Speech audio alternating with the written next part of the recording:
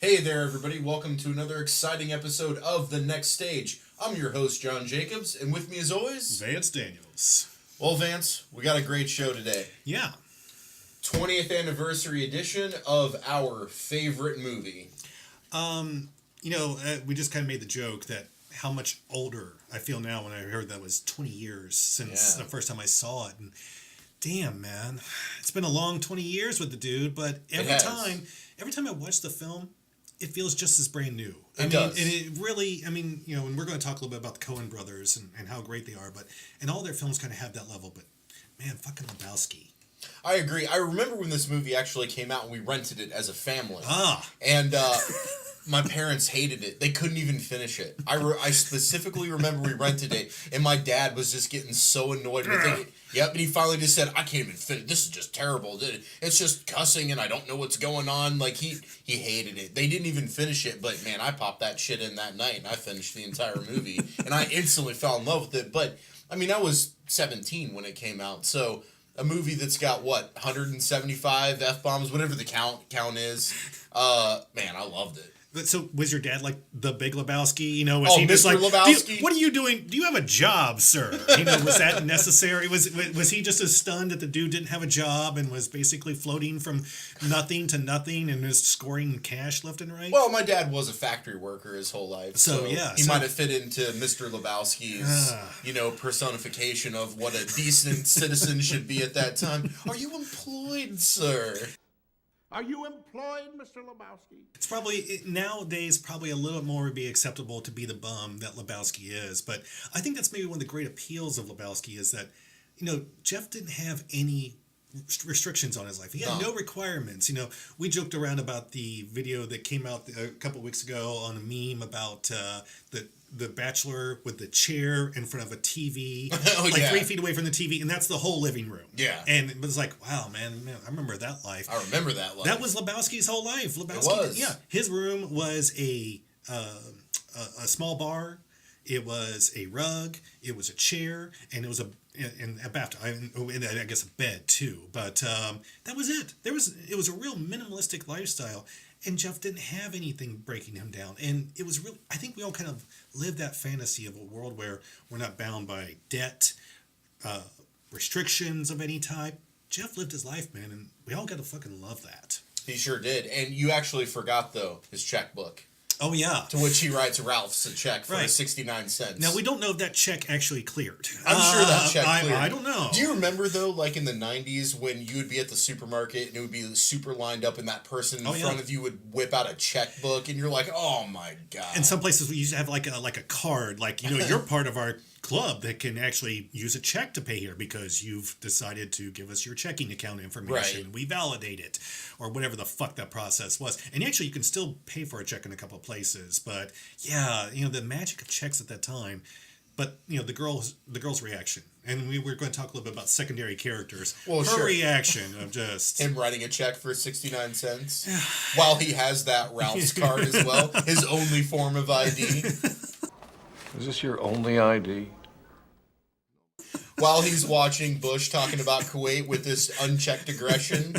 This aggression will not stand, man. And that's what he uses to try to negotiate with Mr. Lebowski.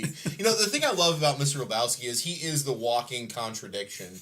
And the part that really caps it off is when he's talking about his injury. Yeah. And he's like, I didn't blame anyone for the loss of my legs, but then he proceeds to blame somebody. Because he's like, a Chinaman took them from me in Korea. Well, so already he gets it wrong. He's in Korea and he calls him a Chinaman, which is terrible, right? It's not the preferred nomenclature. It's not the preferred nomenclature, but then he gets it wrong in the completely different war and blames him. Well, no, there were Chinese armies in But you get what I'm. Korea. But you get what I'm saying. Okay. He's contradicting himself when he's trying to chastise Lebowski for just living life the way he wants to live life. Well, it's the dude's philosophy. Well, the Big Lebowski's whole life was a contradiction because he presented himself as a successful man, but then we found out from Maude that he was not a success. We tried to give him something to run, but he ruined it, or whatever the line And I think that's what really put people off from the movie was the convoluted plot. You know, a lot of people had to watch this movie several times in order to get it, which, okay, whatever. But you and I agree that this movie really isn't about the plot. Right. This movie is about the dude, his core friends, and then the cavalcade of secondary people that come in and out of the dude's life, sometimes only once. And those are some of the best characters on film. I know you love Knox Harrington. I love Knox The video Harrington. artist. The video artist. What is it? What is a video artist? I don't even know what the fuck that means. It doesn't matter what a video artist is. That's what Knox Harrington is. Oh. He just happened to be at Maud's apartment. You know, dude walks in, he offers him a drink, but then tells him the bar is over there. And that look that Jeff has on his face, he's like, wait, you just offered me a drink, but then you're telling me to make it? And he's just doing that horrible, horrible little laugh, that little giddy laugh that he does. What the fuck is with this guy? Who is he? Knox Harrington, the video artist. And that part where Lebowski's just kind of standing up and he's looking at Ma and his arms are kind of out and Knox is off to his right and he's just laughing. And I feel like that's a fourth wall moment where the dude is actually talking to the audience, kind of parodying the movie, just saying, who the fuck is he? Because one of the things about this movie is that's what everybody says about every character. Who are these characters? We see them once and they're gone. And I love that scene because it kind of parodies that. And again, Knox Harrington, the video artist, is one of my favorite secondary characters. Well, we talked about surrealism, and yes, almost every movie is dramatization, and there's nothing real about it. And you get the great disclaimer at the end of a film that these characters are fictitious, nothing about them is real. But they are. Which when you're a kid at Star Wars, it's like shit, man, this never happened. Right. But There's no Luke Skywalker. What? This is all bullshit. But like I said, there's the escapism of being Jeff Lebowski, and there's a surrealism to the whole film.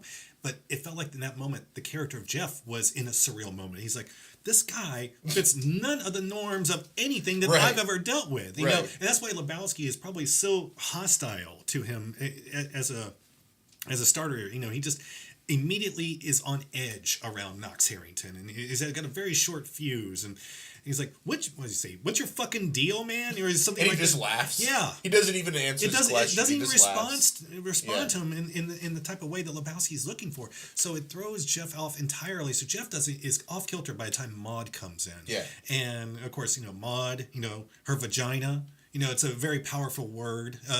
Most men are afraid of it, according to her. Most men it makes them uncomfortable. Right. Uli Konko, her co-star in the Beaver picture. Beef? You mean vagina? I mean, you know the guy? And when she starts showing him the porno that Bunny shot, yes, and she mentions it's the Beaver picture. The Beaver picture. The Beaver picture. Yes. I love that. We go from very proper to the term vagina to the Beaver picture. But whenever Maud's talking, whether it's slang or proper terminology, she's always very formal. That accent that came from nowhere that she's doing just because she herself is an artist. It kind of reminds me of Madonna and Nicole Kidman when they just do those accents and you're like, I'm not so sure that's a real accent. Yeah. I think you're just doing that because you want to stand out as an artist. That whole parody thing that Maud does, I thought was fantastic for her character. Yeah. Don't be fatuous, Jeffrey. Really? Fatuous. Or her style of painting, when she just glides across the room and just splatters paint around off the brushes naked in a harness. Yeah.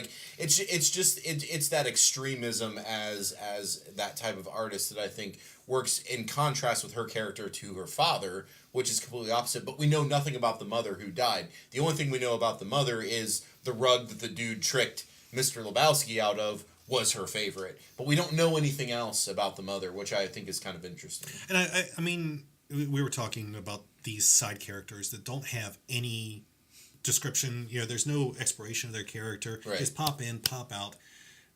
The cowboy. Oh yeah. I mean, the narrator, he kind of the great observer, a god character, if you will, that describes everything for you, talks to you, breaks the fourth wall, lets you know that, hey, there's a little Lebowski on the way. You know what? I mean, how does he know that? He's the god character. I did want to see him kick somebody's ass and bring it back to Roadhouse. I really did, just once. I know he got a Roadhouse. knife. I know he got a knife in the chest in that movie, and I always feel so terrible about that. But it really motivated Patrick Swayze to move on. I feel like he could have motivated the dude in kind of a similar fashion. But we never got that from the stranger. Motivated Patrick Swayze to move on to like Donnie Darko, that kind of move on. Another fantastic film. And we're going to talk about that at some point. Yes, I agree. So, what other characters did you really like from Lebowski? Those drop in 1-2 scene characters. Oh, what was another one that you really liked? The cop. Who brought? The Malibu chief? No. The cop who, when they found Jeff's car, Oh. who was just like, so matter of fact about everything. And then Jeff's like, oh God, yeah, I think a bum smelled it, slept in it, or used it as a toilet, or something like that. What term did he use? He's like he defecated. No, he used a different word for it was pissed in. He said Vitriated. Oh, Jesus, what's that smell, man? Yeah, it's probably a vagrant slept in the car. Or maybe just used it as a toilet and moved on. No, that's what Mr. Lebowski said. Okay. But that cop that was kind of like making fun with him, he's like, do you have any leads? He's like, leads? Yes. We got everybody in that station house working on this. Yeah. We got them working in shifts. Just let everyone know, like, listen, this is not a big priority. Whatever you are, you're a cog in the machine. Right. And your car gets stolen, it's just going to go out of the way. Not his fucking problem, and he's going to laugh about it in your face. So another character I really loved was not the first cab driver. Not the cab driver that he was jamming with. Mm-hmm. The cab driver that was played in Creedence, the dude's favorite band. Yeah. He had his beverage. Him and the guy where he was, man, I lost some money today. He's like, oh, yeah, me too. Hey, can't worry about that shit. He's got a rash on his ass. He's like, man, I got a rash too. Yeah. Like they're bonding. The second cab driver, though, after he leaves the Malibu chief's office, man, he's listening to the Eagles. The dude's getting annoyed. And the cab driver immediately is like, fuck you, I'll kick your ass out of my cab. You don't shut up. Like, just immediately hostile. Then the dude says it.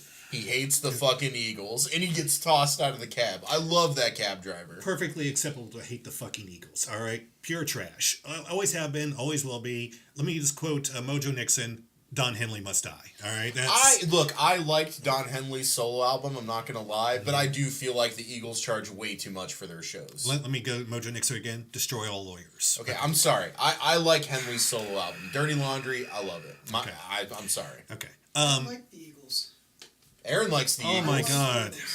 They're not bad, man. Hotel California. Hell Freezes Over came out when I was in high school. There you go. See? So it sticks with me. I'm being beat up on here. I'm being cornered.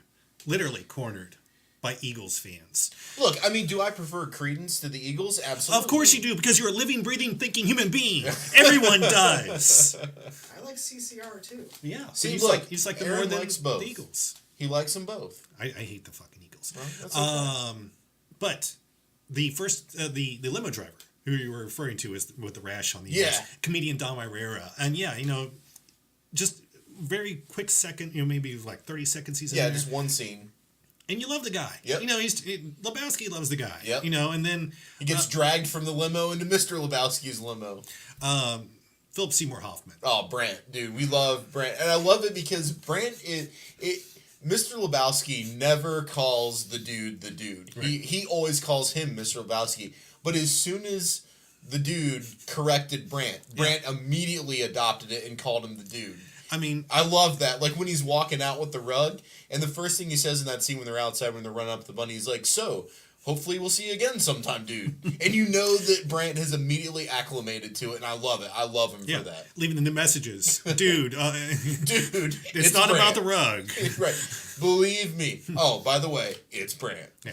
I mean, Philip Seymour Hoffman. If I ever had a PA, I wish they would be like Brant. Just, you know what? Brant was totally about the Big Lebowski. He was. And, he always did everything the Big Lebowski needed. And you know what? What else could you ask for in a PA besides that? When they're in the limo and they drag the dude in there and he's like, hey, man, this is a beverage here. And they throw him in there and then Mr. Lebowski's like, start talking, you bum. And We're concerned here, dude. And Brand, he's like, this is our concern, dude. We've been frantically trying to reach you, dude. Like, he calls him dude, but Mr. Lebowski refuses to call him dude. And I love that. Liam and the Jesus, Oh, dude. Me and Liam here, we're going to roll our ass into the semis. I don't know if Totoro is contractually obligated to show up in every Coen Brothers film, but I think maybe Fargo was the only one I can think of that he didn't just have like a quick appearance in. So it's interesting how they got his character. They basically just called him up and they were like, hey, are you available to shoot? It's just going to be like a day or two shoot. And he's like, yeah, sure. So he shows up. They don't really give him much direction at all, and he pieced the character together. He talks about it. He's like, "Hey, I found a hairnet. I put that on." He's like, "I found a coke nail. I put that on." He's like, "I had the wrist guard." He's like, "I made Jesus a creep since he was a pederast." He's like, "The ball, licking the ball, that was all him." Oh yeah, dude, the slow-mo ball lick, that was all him, man. He basically just threw all that together. 8-year-olds, dude. 8-year-olds, dude. Like on set, he threw all that together and did all that for the character. So I thought that was kind of cool that they let him build that character up. Because I don't think he would have had a great enough impression. Is like, I feel like that's the villain to their bowling team, the dude, Donnie and Walter. Like, that's their rival team that they go against. The antagonist, Liam and Jesus, man. So I loved, and again, only in 2 scenes, but it's so impactful when they're in there. And I love when he comes flying in after Walter's protest. Hey, man. What's this day of rest shit? What's this bullshit? I don't fucking care. It don't matter to Jesus. But you're not fooling me, man. You might fool the fucks in the league office, but you don't fool Jesus. It's Bush League psycho stuff. Laughable, man. I would have fucked you in the ass Saturday. I'll fuck you in the ass next Wednesday instead. Woo! You got a day Wednesday, baby. Working on Sunday, he's like, "What's this shit? Day of rest shit. What's this day of rest bullshit? It don't matter to Jesus." Like, he's just all hyped up about it. But then he calms down, and just talks about how they're gonna work their ass. Like, I absolutely fuck you love on it, Saturday. Dude. Now I'm gonna fuck you on Tuesday, Right. whatever day it was. But he's just so worked up about it. Oh, it's great. We were talking about the Coen brothers and just how unbelievably successful they've been. You know, really, absolutely. We're now at 30 years of Coen brothers films. Yeah, yeah. Really, from Blood Simple to now to really, I guess the last thing they released was Ballad of Buster Scruggs, and the success that they've had in multiple genres. Yeah. The power of their films, even no matter what type of film it is, you always walk away. Even the bombs, even like things like the Hudsucker Proxy that I loved. You did love that movie. Yeah, well, I love the scene of the hula hoop, the invention of the hula hoop from inception to creation to the kid who was the hula hoop master at 9 years old. The 9-year-old. It's like that Rubik's Cube kid. You know, when you watch one of those films, I mean, you feel so satisfied. Yeah, yeah. And I maybe Miller's Crossing is maybe my favorite of all, which was like a 30s style Irish gangster film. What was your favorite, do you think? It's going to be Lebowski, dude. Yeah. It really is. And like we were talking about earlier with the whole genre thing, we were trying to come up with other directors who have been not only as successful, but as versatile in other genres. And we came up with a list of directors who have done multi-genre films, but to the caliber that the Coen brothers have done, and then even to the bombs, Lebowski was not successful in the theater, and it took another 5 or 6 years to become a cult classic, but now we have Lebowski Fest every year. The company that made the dude's sweater back in the 70s, the Pendleton Wesleyan, they brought that sweater back. It's very expensive. I will own one. But they brought that back because, again, the popularity, so you can actually buy the real one. It's not, costume. It's not fake. It's the same company that made it in the 70s. So you have kind of this resurgence of the dude, and now we have the 20th anniversary, which brought back a lot more, kind of attention onto it, and people either rediscovering it, or people like us who have just always been fans who just get excited when a new DVD or Blu-ray releases, which I own them all, minus the DVD release that came with the first bowling ball that the DVD fit in. This one we'll get to here in a minute, but that was the only release that I don't have. I have all the Blu-ray releases and I have all the DVD releases minus that one. It's one of the only films that I will, without question, purchase anytime they release a new version. Oh, and I also own it on Amazon Digital as well. So wherever I am, I can watch the dude. Aaron, what was your favorite Coen brothers film? I like Fargo. Yeah? Yeah. I can see that. That's a You're a Fargo guy. Raising Arizona was okay. Absolutely. The breakout. Yeah, because that was after Blood Simple. And that film, I was in high school when that came out. And people were just bust. You're about right. that Yeah. film. Okay. Breakout. Raising Arizona. I agree. You know, Nicolas Cage. Yeah. I feel like that was his breakout. Peggy Sue Got Married. No. She loves you. Ooh, ooh, ooh. I just hate the way he talked. And, Yeah. No, but Nicolas Cage has terrible accents, anyways. But so, who's your favorite dude character? It's hard, man. It is hard. It's hard. Donnie. I do have a soft spot for Donnie. I mean, he dies Yeah. of a heart attack. It's so sad. And then you find out he's a surfer at the end, which you never knew. Yeah. He wants to fit in really badly. And, Yeah. and he just can't. He's a fish out of water the entire time. He is. He's a good contrast to the dude and Walter, because the dude and Walter are already a contrast between themselves. They're always constantly bickering and arguing and yelling at each other. Donnie's always the intermediary there to calm them down. One of the parts I love is when the dude's car is stolen and they're standing out in front of the bowling alley and the phone's ringing because he's ignoring Mr. Lebowski calling because they just threw the ringer out. and the dude's car getting stolen is the last straw. The dude cannot handle this. He's going to lose his zen. He's going to lose his calmness. So he's just like, I'm out of here. Fuck it. And he just turns around and starts walking home. And Donnie's like, where you going, dude?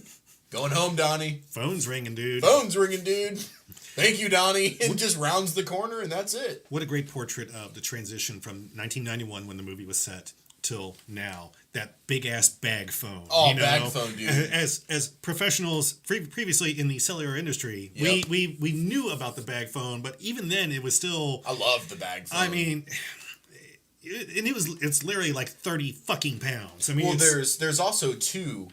They have the bag phone and the pager both in this. So remember they give him the pager first to page him when he has to come to get the money, and then they give him the bag phone so that he can make the calls to do the drop. It's a great picture of antiquated technology. I absolutely agree. Maybe people now watching, young people watching now, are like, what the fuck are those devices? So why do you think the film has been able to survive for 20 years and gain as much steam as it did after the initial not so well received, not so well profits in terms of the film and what it produced at the box office? Why did it gain steam, and why is it still going strong today?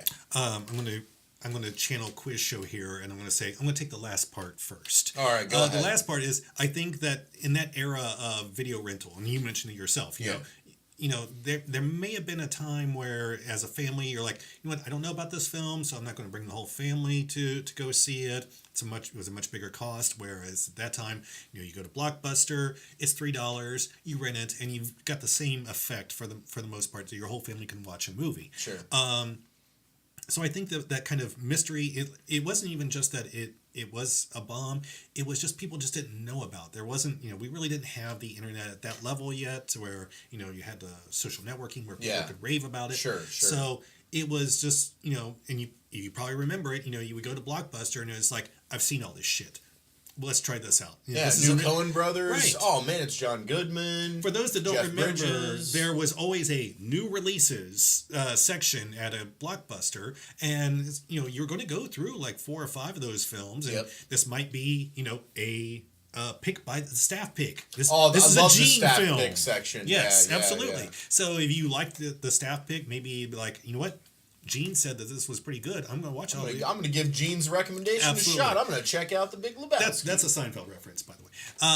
But it's one of those things where, like, okay, that had the second life, just like a lot of films at that time really kind of had second lives through the process of video. What do you call it? Highlander was a film. That didn't do well in the theaters, but video made it absolutely 3-decade spanning film in our world that people I don't care what anyone says. I loved Highlander 2. Yeah. Just saying. Okay. I don't even want to get into that. So, with the Big Lebowski, in terms of characters and whatnot, would you say it was also successful because a lot of those characters were based off of real people, whether it was a singular person or like Walter was a merger of like 4 different people they knew? Like, there is a sense of realism and fiction in those characters, But knowing that they are based on real people, does that let you connect to them more or buy into their character more? I think to a degree that, granted, you didn't have the full explanation of everyone, but they all felt like living characters in that world. Sure. They had a purpose. Right. But I think ultimately the appeal of the film is escapism. That since none of the characters were bound by any of the rules, and Walter has an Uzi, and that granted goes off when it drops out of the car. That's the first time the dude's car gets damaged in the film. But shoots out a tail light and a tire while Run Through the Jungle's playing. But what? No cops were ever called. There's this automatic weapon, and it's going off on the road. No problem, no big deal. There are all kinds of the dude constantly crashes his car, or all kinds of damage happens to the dude's drinking car. And smoking a J when he gets out of the doctor's office. The dude's car is on fire at the end of the fucking film, and no one calls a fire truck. Calls a cop on this. So yeah, there's an escapism. There's a reality where we all think of ourselves as the dude, and we just like, yes, that would be such a wonderful thing. And it really, the film is so immersive, that you allow yourself to be in that world. Mm-hmm. Even if you're, young enough now that, you weren't even alive in 1991, you can still be in that world. And for like my generation and generations beyond, the boomers that I know, those that love it. Yeah, and we're mega fans, right? So. And we've seen it, in the dude. I can literally quote this movie. I've seen it so many times. So, so thinking outside the film, what do you think happens to Bunny? Oh, because remember, Defino's looking for the wandering daughter job. She's running from Jackie Treehorn, which, by the way, phenomenal character. Again, Roadhouse. Kazara. Oh, yeah. Ab's got his ass shot up at the end of Roadhouse. Doing a doodle of a guy with a giant dick. I don't know why that was something. I think because he knew the dude was he assumed the dude was someone trying to pull one over on him. Mm-hmm. So I feel like that was just part of him trying to one up the dude, like beat him in his own game. Or maybe that was the message he was receiving on the phone. He's like, dick. Well, no, it was, listen, there's a guy here and he wants to be in one of our beaver pictures, and and he's got all the tackle and equipment necessary for it, and so he's like, oh yeah, maybe it's a guy with a giant dick. But what do you think happens to Bunny? Because the last thing we see is she's back at Mr. Lebowski's place. Mm-hmm. She crashes. What was that, like a LeBaron? She crashes Matt into the fountain, and she's dancing around the foyer naked. Really annoying Brandt, and that's it. That's all we get from her for the rest of the story. I don't think Bunny has a problem finding places to be and to live, people to live with, and with that body that she had at that point in time. It was Tara Reid, man.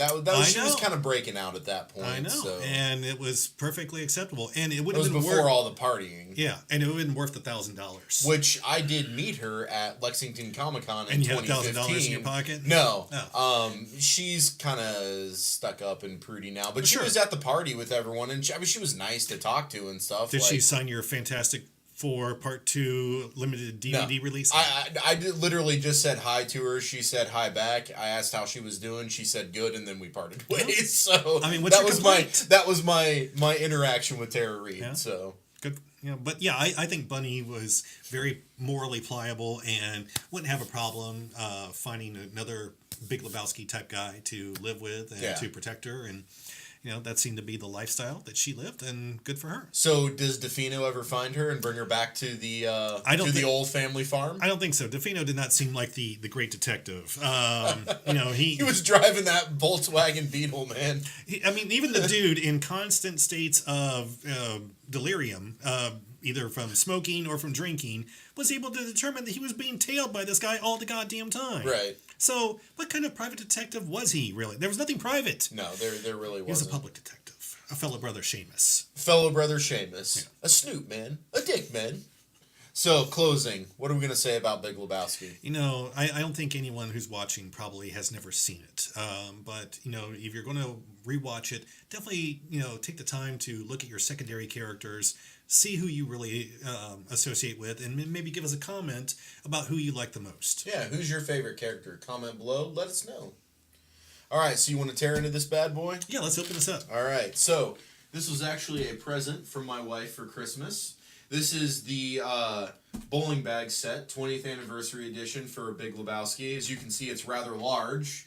I haven't found a place to display it yet, but we're kind of reworking our collectibles and stuff at home right now, and new shelving and placement. So we'll find a spot for it eventually. But we wanted to bring it on the show to show everybody because it's actually a fantastic set. So let's go ahead and open it up here. And what we have is, we have, what would you say, a 1/3 scale, a quarter scale? No, 1/3. 1/3? Yeah. 1/3 scale of Walter's bowling bag from the film. You can see with the red stripes there, it's Walter's bag. And actually everything's in here. This is actually really nice. It's really well made with zippers. I don't know if this is faux leather or real leather. It smells and feels like real leather. It's not Corinthian. Yeah. Corinth is known for their leather. Corinth is known for the leather. Sorry. Little Archer reference there. So we open it up and we actually have the film. And as you can see, it's in the dude sweater, the Pendleton, which is great. Just a little slip cover here. But it's actually really nice. It's made from fabric. It's got some print on there. It's really nice. Right. If you had a dog like Walter was caring for, he could probably, like a little Yorkie, he could probably wear this. Ah, good call. So this is the 4K version. The Blu-ray version is actually the release that came out, 2013 or 2012, that was in a book format that looked like the rug, and it had the trivia game inside. That was the first Blu-ray release. This is that exact same Blu-ray release. The only difference here is it also comes with the 4K version, which looks beautiful, especially with the increased frame rates and the extra textures and background draw and scale you get with 4K. Amazing. But the Blu-ray is exactly the same. So if you have the first Blu-ray release, you're getting the exact same one. Only benefit here is the 4K upgrade. But again, I buy every single version, and I'm sure other mega fans like me do the same. So, and then we get here into Walter's bowling bag, and we have a ball. Not necessarily any of their balls, because we know that the dude's ball is black, and we never see him bowl, though. We just see him at the line a couple of times. Walter, we only see bowl once, but we don't know how he goes. I don't remember what color Walter's ball is. Maybe this is Donnie's ball. Is Donnie's ball red? I should know that as a mega fan, but I don't. That's something this Aaron might can be figure out Donnie's for ball. us. So this is actually a desktop pencil case. There's spots in here where you can put pencils or pens for your desk, like at work, home office, whatever. You can see I kept it in the packaging because I have no place for it. I like to keep my collectible stuff in packaging kind of together. And then on the bottom here, the rug. We have the dude's rug, which is actually just a polishing cloth, which is nice. Right. It ties the whole set together. It really ties the set together. Now, the first Blu-ray release in the book format, this is what the cover is the actual rug. So again, if you have that, you already have the Blu-ray, but the 4K upgrade is great. And getting these little collectibles. I love these little DVD sets that have all these collectibles. Just, kind of giveaway stuff. That's really, really nice. And the fact that it comes with the dude's sweater for the slip cover, I really, really like that. It's a good buy. And we got a little jelly. Yeah, well, you might be able to still find one. It was limited, but I think they're still out there on Amazon. So, all right. Well, that about wraps up another episode of The Next Stage. Do you like The Big Lebowski? Do you hate The Big Lebowski? Comment below. Let us know. Do you have the gift set? Are you jealous? Do you want the gift set? Let us know.